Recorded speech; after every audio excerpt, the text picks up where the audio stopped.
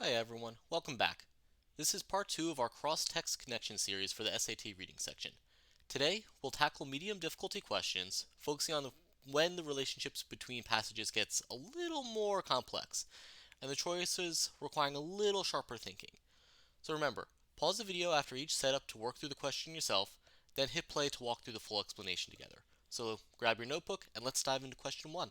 For question 1, pause here and read about the paradox of time's direction and the quantum experiment. Then, decide how the author of text 1 would most likely respond to the experiment described in text 2. When you're ready, resume the video.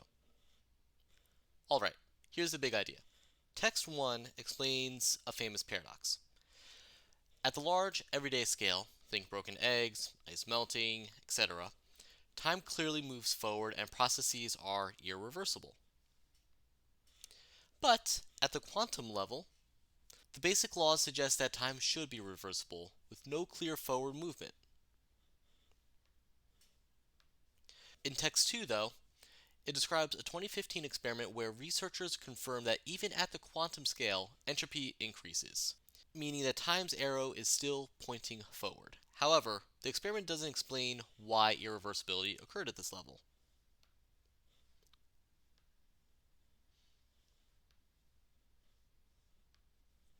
So based on these texts, let's look at the choices. Choice A mentions disagreement between the two scientists, but text 2 never says the researchers disagreed on anything. Choice B is very strong. It says the experiment showed that there's still a gap in understanding at the microscopic level, something that physicists have yet to fully explain. So this is going to be the correct answer. But let's look at what C and D have to say. C says that the experiment supports quantum theory, but not macroscopic physics. But actually, this experiment confirms macroscopic behavior too. And then choice D suggests a warning against generalizing lab findings. But while that may be the case, that's not the issue raised here. So B becomes the correct answer. For question 2, read about the business of live music and music streaming. Then, decide what both authors would most likely agree on. When you're ready, click play. So text 1 focuses on live music festivals, saying that they've exploded in popularity because people value experiences over products. And that's what they talk about here in the experiential economy. It's linking festivals to the broader rise of that experiential economy. Text 2 shifts focus to the musicians themselves. Here they mention about how streaming services have replaced album sales.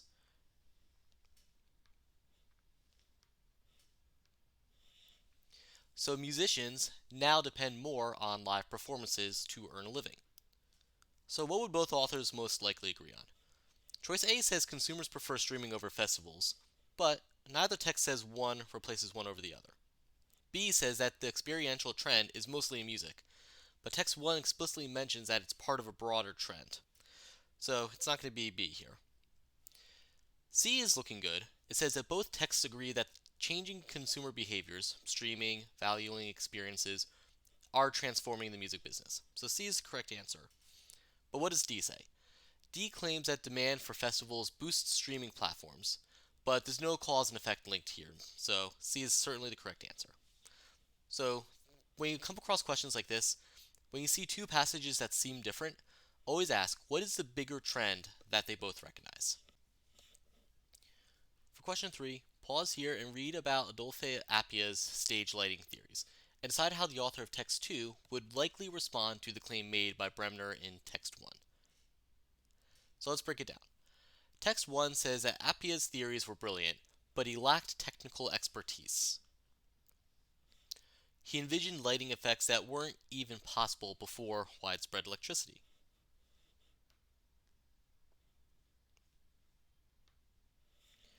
Text 2, though, challenges that idea.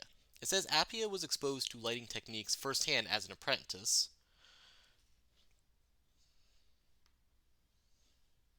He observed the use of portable lighting devices that could be operated by hand, and that helped him form his theories. So let's look at the answers. Choice A says other technicians dismissed Appiah's ideas. That's not mentioned whatsoever. Choice B is right on target. Text 2 would argue that Appiah did gain technical expertise through hands-on experience. Choice C suggests practitioners admired Appiah, but neither passage discussed how others viewed him. And D is talking about his familiarity with sound and music, which again is not the topic here. So it leaves B as the correct answer. So notice when two texts contradict each other. The second is usually providing new evidence to challenge the first. So look out for that. Pause here, read about the debate over the Chicxulub impactor, and decide how Artemisia would likely respond to Siraj's hypothesis. Once you're ready, click play. So here's the situation. Text 1 is explaining Siraj's theory that the Chicxulub impactor, the object that wiped out the dinosaurs, was probably a long period comet.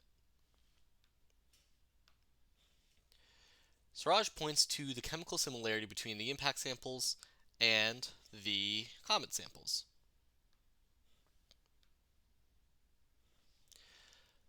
Text 2, written by Artemisia, argues back that the asteroids also had carbonaceous material. But most importantly, asteroids, not comets, are rich in iridium.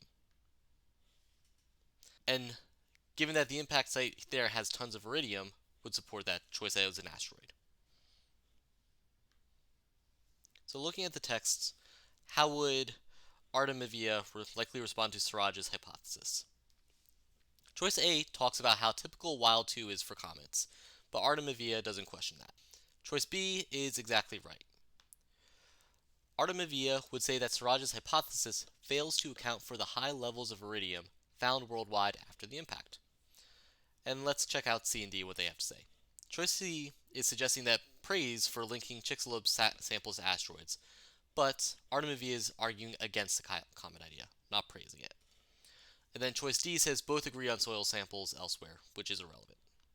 So that leaves choice B as the correct answer, and this is a classic example of scientific arguments hinging on missing or overlooked evidence.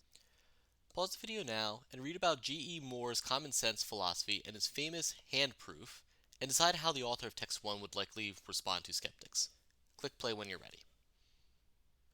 Here's what's happening. Text 1 describes Moore's philosophy. Some truths, like having a body or living in a physical world, are so obvious they form the foundation of all belief. Text 2, however, highlights Moore's quirky but powerful proof against extreme skepticism. He held up one hand, and then another, and said, "Here's one hand, and here's another." Many philosophers actually find this proof annoying, but they also struggle to refute it properly. So let's look at the answers. Choice A says that Moore treated opposing views unseriously, but text 1 portrays them as respectful, so it's not going to be A. Choice B suggests that skeptics can't refute Moore because they instinctively dislike him. Again, not being discussed. C says that it's valid to reject proofs based on instinct, but text 1 focuses only on instincts supporting facts, not evaluating arguments. So it leaves D as the correct choice. Moore would argue that skepticism is self-defeating. If you deny the external world, you also deny basic beliefs everyone holds. So the takeaway here is that some arguments win not by complex reasoning, but by pointing out contradictions in everyday assumptions. Question 6. Pause the video now and read about Alfonso Lacedina's theory on Nahuatl script and the more recent consensus, and decide how the author of text 2 would likely characterize Lacedina's theory. Click play when you're ready. So let's look at the setup. Text 1 tells us about linguists Alfonso Lacedina's theory from 2008. He argued that the symbols in Nahuatl script represented individual syllables, not whole words, which was a big change from earlier thinking. Text 2, however, describes a newer consensus. It says that Nahuatl symbols could stand for either entire words or individual syllables, depending on their context in a sentence. So let's look at the choices. A says that Lacedina is praised for recognizing word-level symbols, but he's focused on syllables, not words. So that's not A. Choice B suggests that Lacedina copied older scholars, but he was actually challenging them, so it's not B. Choice C praises him for showing how the script changed over time, but neither text discusses historical change, which leaves D as the correct choice. Text 2 would caution that Lacedina's theory overlooked how symbols could flexibly shift meanings depending on context. So, the takeaway here is to always watch for when a new view adds nuance to an earlier theory. That's exactly what text 2 is doing here. Question 7. Pause here and read about the psychology of curiosity and the study by Dubey and colleagues. Then decide how the researchers in text 2 would likely respond to the consensus view from text 1. Resume when you're ready. Let's unpack this one. Text 1 is explaining the traditional view. People are curious. We see information purely for its own sake, even when it doesn't seem immediately useful. But text 2 presents a study that complicates that view. When scientific information was framed as useful, like having medical applications, people were more curious and interested in learning from it. So let's look at the answer choices. A is saying that Dubey and colleagues would suggest curiosity isn't purely about acquiring information. Other factors like usefulness can influence it, and this matches perfectly. But what is B, C, and D saying? B is saying that people only seek information thinking they'll use it later, but that's a little too strong and not what the study is showing. C is talking about how difficulty measures motive, but that's not measured here. Choice D says that Dubey and colleagues dispute curiosity altogether, but they actually accept curiosity as that motivator. They just add complexity. So A is the final answer. And the takeaway is that when researchers acknowledge a basic idea, but show it's influenced by other factors, they're not rejecting it, they're refining it. Alright, for the last question, pause now to read about the risks to polar bears from climate change, and decide how the researchers from text 2 would likely respond to the conclusion presented in text 1. Click play when you're ready. Let's look at the setup. Text 1 explains that sea ice is melting due to rising ocean temperatures, and as a result, polar bears that rely on sea ice for seal hunting are at great risk for extinction by the end of the 21st century. And that's what they have underlined here. Text 2, however, tells a different story. On the Svalbard Islands, polar bears have adapted by shifting their diet. They're eating reindeer meat and bird eggs in addition to hunting seals. And as a result, their population remains healthy despite that rapid sea ice loss. So let's look at the answer choices together. Choice A is actually going to fit perfectly. The Svalbard polar bears show that some populations might adapt creatively to environmental changes, which challenges the absolute extinction prediction. Choice B claims that text 2 disagrees about sea ice melting, but it's fully acknowledged there. Choice C says that unaffected populations were ignored, but text 2 focuses on bears who have been affected and instead adapted. Choice D suggests that the original claim overlooked diverse hunting techniques, but it's more about adaptability to new diets than techniques for hunting seals. So D isn't correct either. So that leaves us with A as the correct choice. And the big takeaway is that when data shows unexpected resilience, it often leads to more optimistic, but still cautious, revisions of dire predictions. And that's a wrap for part 2 of our cross-text connections walkthrough. Today, we tackled medium-level questions that required deeper comparisons and a sharper eye for nuance.